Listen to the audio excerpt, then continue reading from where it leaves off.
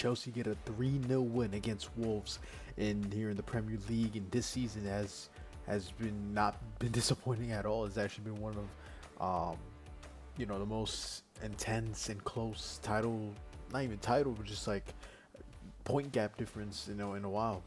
Second place to eighth place has a 2 point difference right now. Chelsea gets himself into second place in the Premier League with, of course, City and Arsenal, or City and Liverpool having a game in hand. So we're just waiting on that, whoever takes up. But yeah, Chelsea gets a second huge win. For me, a good performance, better than the first half for Chelsea. I think their star player that match had to be Garnacho. I feel like he's finally.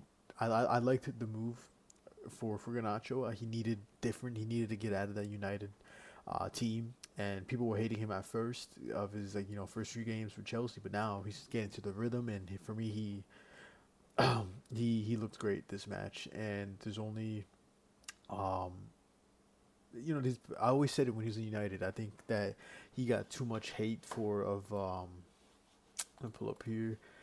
He always got too much hate, and I feel like people didn't really care about how he performed, or not that. It's just only saw his downs more than his ups during his last stint in United. And for me, every time he got subbed on, I felt like he did make a difference most of the times. But fans just hated his attitude of how he was, how he acted, and he thought that he was better than the team. I just think that he just needed a new environment, really.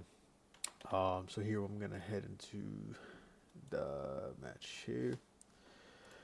Um, yeah, huge win.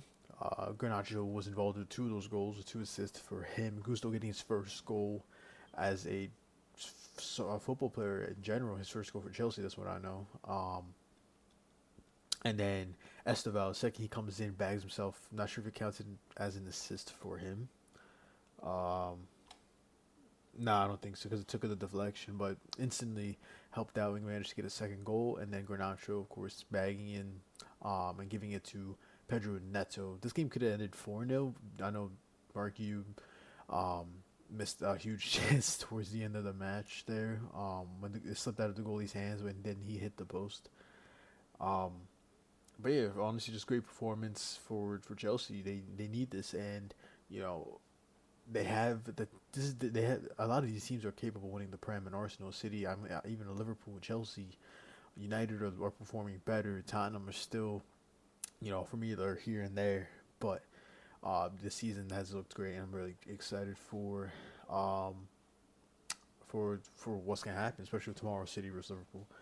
Wolves for me, in the second half, I think I did really like some of their passes and like the way they moved up the ball. I feel like they created situations where you wouldn't expect them of making a pass there, and it worked out.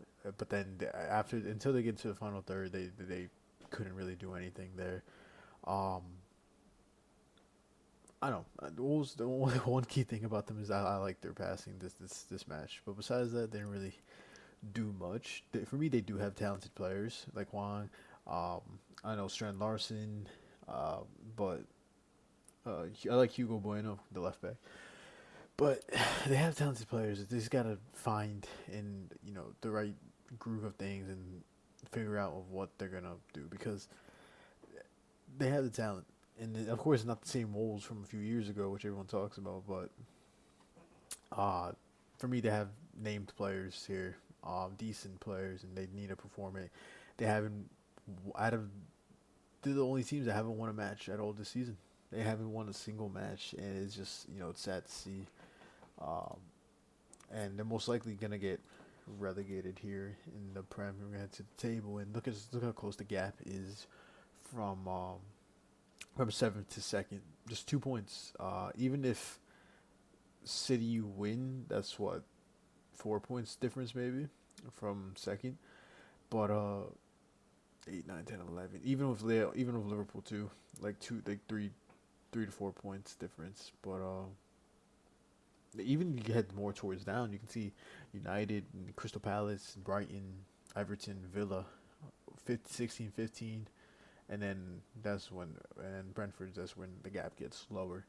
But every game is important for the season. If let's say if United they win, they put themselves in the top here. I didn't expect Tottenham to be as high, really. Who they lose to Aston Villa and Chelsea. Yep. Uh, but yeah, really.